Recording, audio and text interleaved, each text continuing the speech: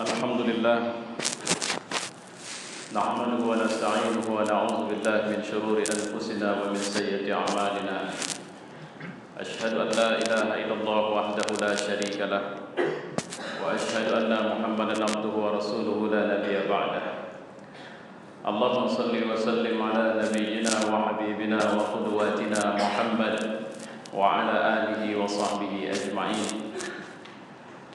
فيا عباد الله اتقوا الله وقال الله في القرآن أعوذ بالله السميع العليم من الشيطان الرجيم بسم الله الرحمن الرحيم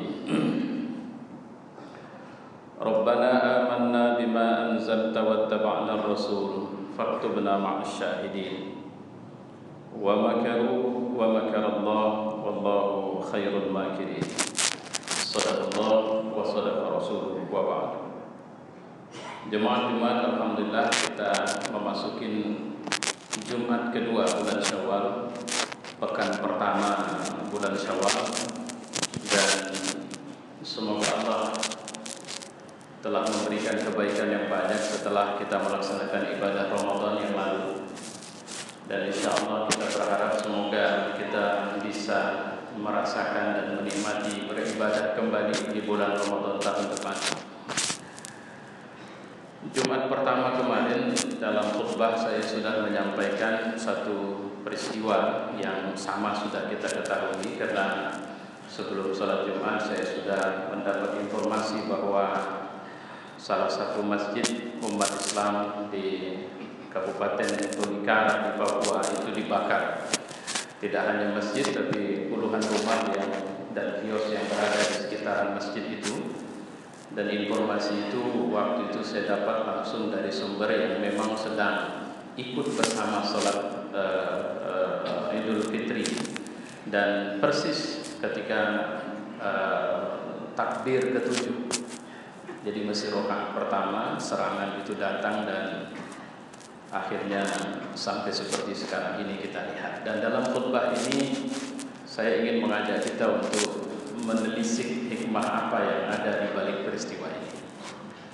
Pertama, saya masih menjumpai adanya orang-orang Islam yang mencoba untuk memelintir cerita ini menjadi sekedar sebuah hoax. Misalnya beredarnya surat dari gereja Injil di Indonesia bahwa surat itu hoax, itu tidak benar. Saya heran kenapa umat Islam sendiri yang membantah surat ini. Dan itu tidak sedikit ada di sosial media yang mencoba dan seperti terkesan gembira untuk menyatakan, lihatlah ternyata suratnya hoax. Kalau saya melihat bahwa ini persoalannya bukan lagi persoalan administrasi surat menyurat. Ini persoalan ada sebuah masjid yang sudah terbakar beserta sekian puluh kios dan rumah penduduk. Terlepas dari sebenarnya keinginan dia untuk agar itu menjadi hoaks belaka adalah menunjukkan anomali dari sikap dia menyikapi peristiwa ini. Sementara kelompok munafikun, dan saya menyebut ini adalah mereka yang selalu bergembira dan merasa bangga mengatakan diri mereka jaringan Islam liberal, walaupun belakangan kalau kita perhatikan websitenya mereka sudah bermetamorfosa menjadi jaringan Islam Nusantara. Ini kalau ini sudahlah. Saya pikir kelompok yang satu ini sudah cukup. Kita cuma qaulu salama sajalah sama orang-orang begini. Saya tidak tertarik melihat gelar kesarjanaan yang mereka miliki. Tapi lebih, kalau bahasa Quran itu fi qulubihim marad, di dalam hati mereka itu memang ada penyakit. Jadi kayak virus. Kita bicara lembut, mereka tetap begitu. Kita bicara keras, mereka tetap begitu. Sehingga wakil mereka yang bernama Guntur Romli itu membuat, cuma main-mainnya cuma di Twitter saja. Ya, nge-tweet kasus homoseks, nge-tweet gitu. Jadi sekarang tidak lagi bicara ilmiah, karena mereka tahu kadar emosi umat ini mudah sekali diaduk. Jadi kalau sudah mudah diaduk, kita mudah emosional, kita akan jadi marah dan sebagainya. Nah, kelompok ini menceritakan bahwa peristiwa ini jangan dimacam-macam, karena jangan kebakaran jenggot lah kalau misalnya umat Islam masjidnya dibakar, sementara faktanya kita juga pernah ngebom dan sebagainya gitu. Saya pernah dikonfrontir orang begini, saya jawab apa? Saya sebagai umat Islam, saya tidak pernah bisa terima apapun alasannya untuk menghancurkan umat Islam. Jadi Anda jangan generalisasi. Kalau kemudian ada orang Islam ngebom kita diam saja, tidak, kita juga marah dengan itu. Tapi ada pesan lain yang saya tangkap di peristiwa ini. Pertama, ini tidak ilmiah sih, cuma dugaan buat saya saja bahwa kayaknya memang sebenarnya plan ini. Jadi begitu reaksi umat Islam begini kuat, plannya berubah jadi plan B, C atau apa. Karena plan A-nya sebenarnya kalau saya melihat memang ingin mungkin saja terjadi perulangan peristiwa Ambon dan sebagainya, atau Poso atau begitu. Yang pasti mereka ingin mengklaim bahwa bumi Papua itu bumi Kristen. Terlepas dari saya tahu betul bahwa umat Kristen tidak semuanya sepakat dengan statement itu. Dan ini juga tidak mewakili suara umat Islam seluruh. Ya, itu yang satu perlu kita tahu. Kedua, terbukti bahwa pemerintah kita amat sangat lemahnya menyikapi ini. Sampai pada tingkat menurut saya tidak berdaya. Saya tidak melihat satu statement yang cukup menarik dari presiden kita.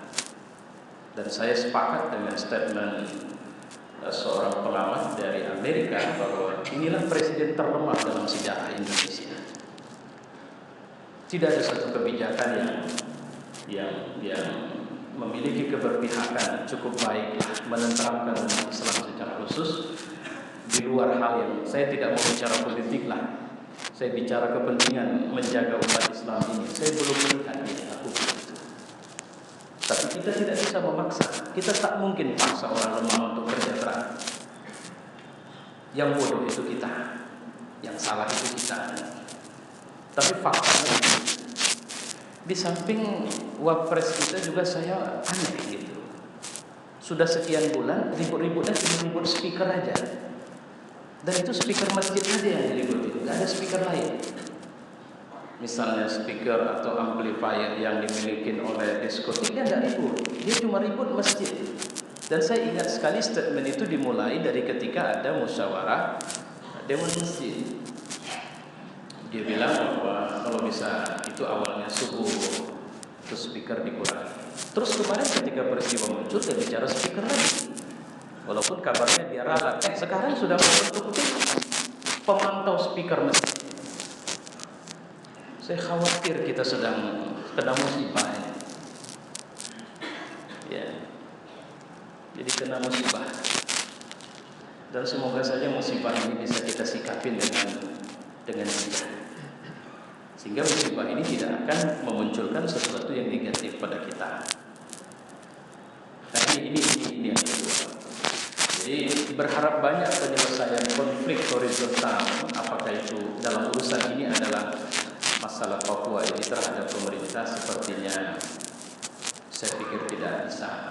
Walaupun bolehlah menteri kita dalam hal ini Menteri Agama telah mengeluarkan statement bantahan terkait adanya perda yang memang tak mengizinkan ada rumah ibadah didirikan kecuali atas izin dari ini, dan itu sebenarnya tidak disukai oleh pihak Kristen yang lain.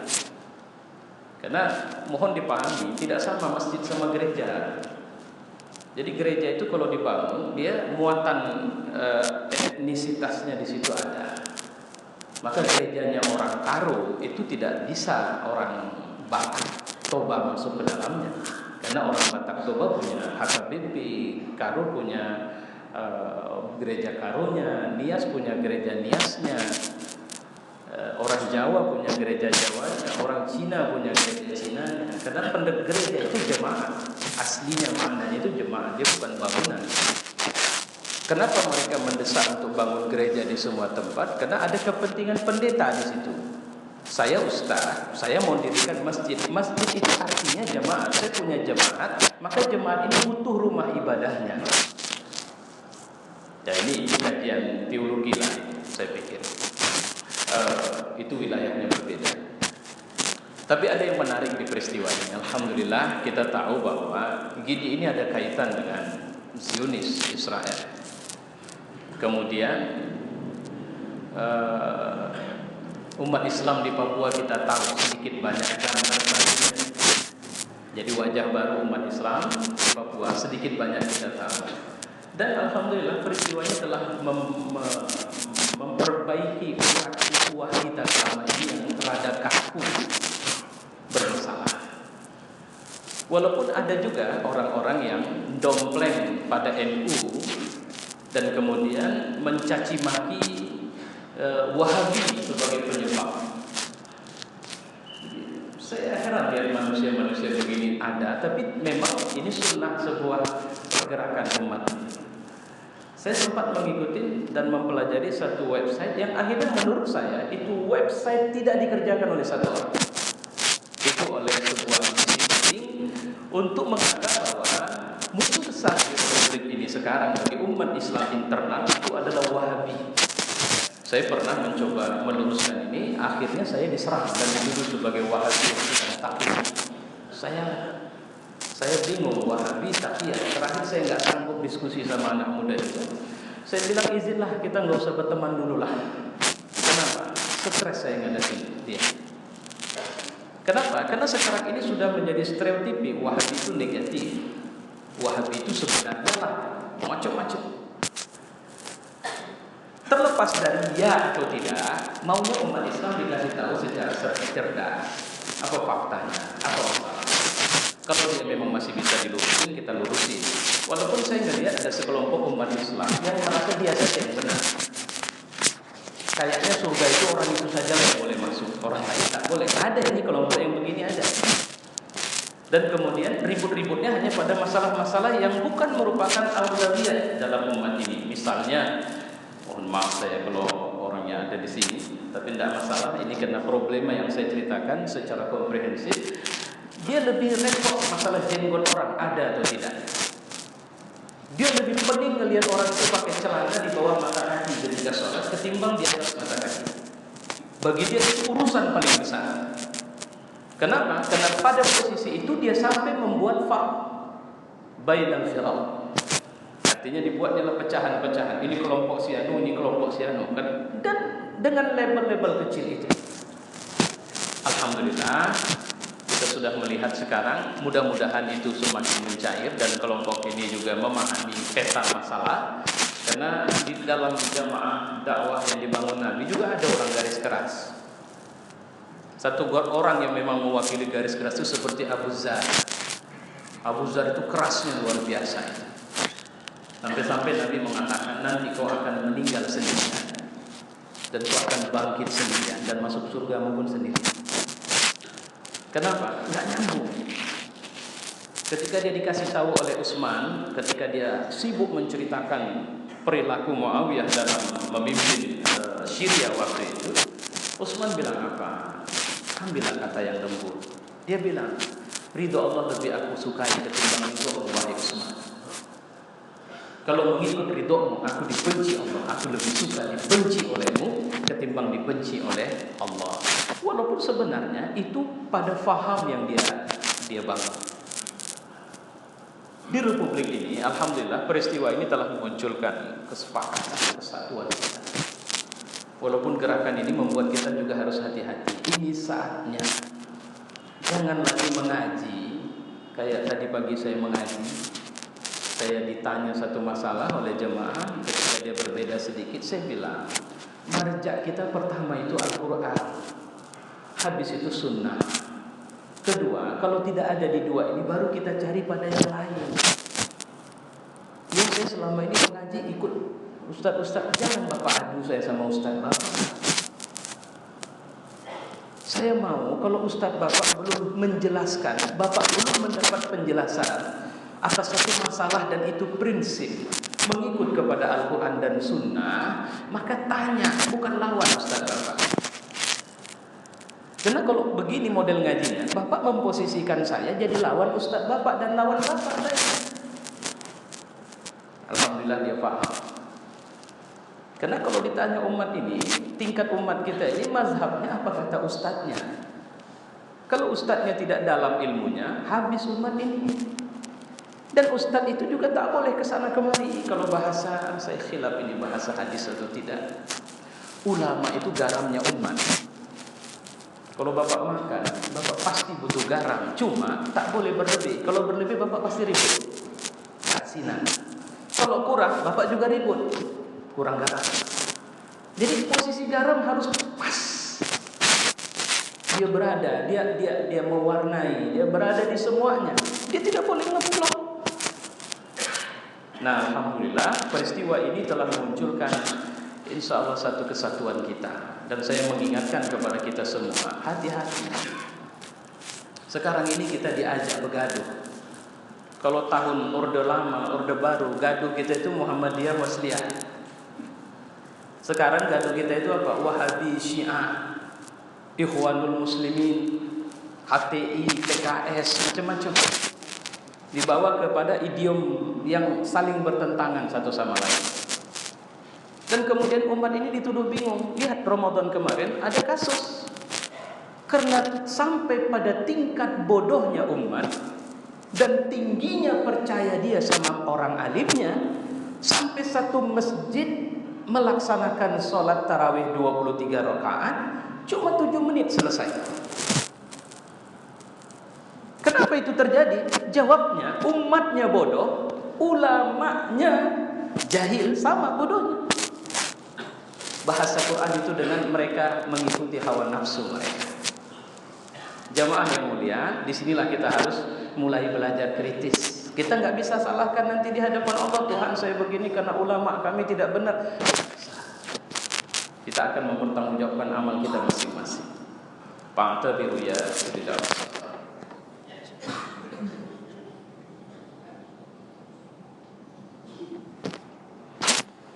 Alhamdulillah, nusalli wa sallimu ala nabiyyina wa habibina wa qudwatina Muhammad wa ala alihi wa sahbihi ajma'in. Fa ya ibadallah ittaqullah. Wa qala Allah fil Qur'an, a'udzu billahi as-sami'il 'alim minasy syaithanir rajim. Bismillahirrahmanirrahim. Falamma ahassa 'Isa minhumul kufra qala man ansari ila Allah qala al-hawariyuna nahnu ansarullah amanna billah washhad bi anna muslimun. Shadaqallah wa shadaqa rasul. Di khutbah kedua ini saya mengingatkan pesan Ramadan itu kalau saya ngelihat cuma satu kata aja itu. Jaga, kendalikan nafsu. Jadi kalau dibilang Id Fitri, kita pulang fitrah, nafsu kita ini. Karena nafsu kita ini wataknya payah diatur. Gak usah bapak sombong udah lama kali rajin ibadah, nggak jaminan itu. Gak pernah bapak keluar masjid selama puluhan tahun, nggak jaminan bapak akan tidak diganggu nafsu bapak. Ustaz gak pernah nengok perempuan, tiap hari ada di pesantrennya mengajar, nggak jaminan. Ingat kasus Bal'am, ingat kasus Barsis. Apa kurangnya orang itu? Kenapa? Nafsu ketemu momentumnya di situ. Apa momentum nafsu di situ? Ketemu perempuan. Bahkan lebih repot laki-laki yang nggak pernah ketemu perempuan. Itu goyangan nafsunya akan lebih tinggi. Dan Bal'am jatuh, dia kafir. Barsis jatuh, dia kafir. Itu nafsu terhadap perempuan. Nafsu kekuasaan, kita nggak usah tuding orang lah, kan? Kena dia sekarang, tahankan. Supaya dia tahu jangan sok hebat. Jangan, kita tidak jauh lebih baik. Karena nafsu kita belum teruji di situ. Kuncinya sederhana. Makanya Ramadan itu kemarin upaya menjaga, merawat, mengendalikan kita itu. Lihat, ada orang cuma diuji dengan kekuasaan, udah sampai ngaku Tuhan. Dia Firaun itu. Cuma punya rakyatnya pun tak loyal ya sama dia. Sebahagian rakyatnya itu adalah budaknya, bukan orang merdeka itu. Tapi ngaku Tuhan. Sementara ada orang yang diuji dengan kekuasaan, bukan cuma kekuasaan, dia diuji dengan kekayaan luar biasa. kekuasaannya meliputi manusia, jin, tumbuhan, hewan, angin. Kekayaannya sampai-sampai raja. Kalau orang kampung nggak masalah, raja masuk istananya angkat rok, surat Saba. Si raja ini bilang apa? Nggak usah diangkat roknya mbak, itu bukan air, itu cuma kamuflase air dari lantai yang terbuat dari mutiara. Luar biasa, kekayaannya luar biasa. Tapi dia nggak ngaku Tuhan. Dia pernah bilang apa? Haza min fadli rabbi liyabluwani. Ini adalah kelebihan yang Allah kasih, cuma untuk uji aku aja nih. Apa aku bisa bersyukur atau kufur? Ada yang diuji dengan perempuan. Dia bilang apa? Wa ma ubarri'un nafsi. Dia tidak tuduh perempuan itu, tapi dia tuduh dirinya. Aku berlindung kepada nafsuku sendiri. Bukan nafsu perempuan itu, nafsuku. Karena aku bisa lama bertahan, tapi belum tentu bisa bertahan lama. Sampai ketika dia merasa udah gak nyaman tinggal di rumah itu, dia bilang, Rabbi sijni ahabbu ilai. Tuhan, kalau gini ceritanya penjarakan sajalah aku Tuhan. Jadi puasa itu sederhana. Yang puasa itu kalau cuma nahan lapar sama haus, itu simbol. Masing-masing kita ini punya puasa kita masing-masing nih. Ada yang punya duit sedikit, sombong, payah senyum sama orang susah. Nah, puasalah di situ. Coba ukir bibirmu untuk biasa tersenyum sama orang susah, menyapa mereka dengan baik. Ada orang diuji sedikit dengan kekuasaan, lantas tidak bisa nengok ke bawah. Nah, coba latihan. Apa kau pikir kekayaan dan kekuasaan bisa membuat kau hebat selamanya? Ini kalau bahasa saya selalu di Ramadan kemarin saya bilang ecek-eceknya dunia ini. Kayak anak-anak kecil main-main waktu itu. Main masak-masakan, berasnya pasir, sayurnya daun-daunan. Datang hujan, ceng. Bapak punya mobil sekarang, punya simpanan banyak, mati, ceng. Bisa bawa pulang itu? Enggak bisa. Atau anak-anak yang masuk time zone, koin-koin yang mereka dapat di time zone itu enggak menjadi alat tukar di luar time zone. Nah, apa yang kita punya di sini tidak alat tukar, ganti di kasir kalau dapat apa namanya itu struk-struk yang bisa diganti dengan boneka dan sebagainya. Itulah hidup. Allah ingatin sama kita. Wa amma man khafa maqama rabbih wa nahan nafsa 'anil hawa fa innal jannata hiya al-ma'wa. Siapa yang takut dengan kedudukan Rabbnya dan dia mampu menjaga nafsunya dari tidak terkendali oleh hawa keinginannya, maka surga ma'wa tempat kembalinya. Tinggal perhatikan orbit masing-masing. Ustaz pun bukan kadang-kadang samanya persoalan nafsunya sama. Karena tinggal titik tekannya, stressingnya apa? Ada stressingnya harta, ada stressingnya jabatan, ada stressingnya kekuasaan. Ada orang kerja, gak bisa Ustaz kalau tidak main suap kita tak bisa. Sekarang saya mau ambil proyek saja Ustaz, itu harus 15% store dulu. Saya mau tanya, itu boleh nggak menurut syariat? Tidak boleh. Nah, bertakwalah di situ. Bukankah takwa menjalankan maunya Allah dan meninggalkan apa yang Allah tidak suka? Bisa nggak bertakwa di situ? Kalau cuma di masjid, maling juga bisa bertakwa. Tapi di luar masjid, bisa nggak seorang hakim bertakwa di mana dia tidak terima suap untuk meringankan perkara? Bisa nggak seorang pemimpin? Bisa nggak seorang kaya? Bisa nggak saya? Ya Allah, itu berat. Seorang teman pernah ketika saya keluar masjid diambilkannya sendal saya, dia taruhkan di bawah kaki saya. Saya bilang apa? Mungkin dari sudut pandang itu kebaikan, tapi dari sudut pandang saya ini jebakan.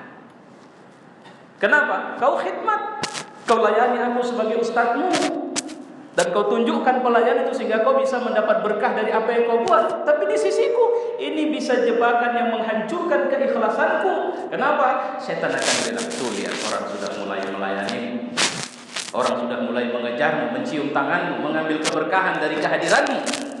Bukankah itu juga keluar biasanya bisa menghancurkan kita? Hati-hati. Jangan biarkan nafsu memberikan akvis atas hidup kita, tapi jadikan nafsu sebagai stimulus untuk kita terus bergerak di bawah kendali keimanan kita kepada Allah. Itu yang dilatih kemarin di Ramadan. Wa'alamu anna Allah qala fil Qur'an innallaha wa malaikatahu yusholluna 'alan nabi ya ayyuhalladzina amanu shallu 'alaihi wa sallimu taslima.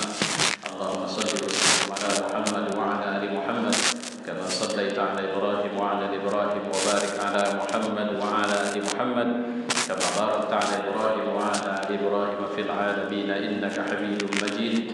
اللهم اغفر للمؤمنين والمؤمنات والمسلمين والمسلمات الأحياء منهم والأموات.